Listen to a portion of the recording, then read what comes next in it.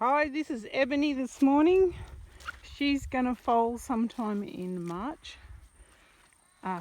February, I think. Not for a fortnight or so, I think. This is a nice change. It has rained. She's standing in the water in the swampy thing.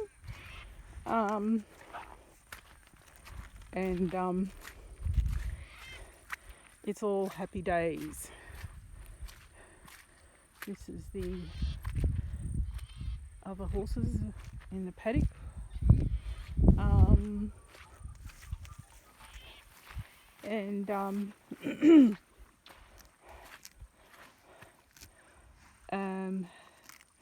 Yes, it's the paddock with the mares and foals in it.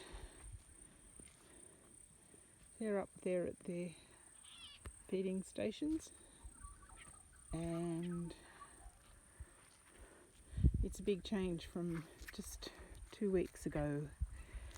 We've had about 7 inches of rain, and this is a very good thing. It's put out the fires and it's filled the dams.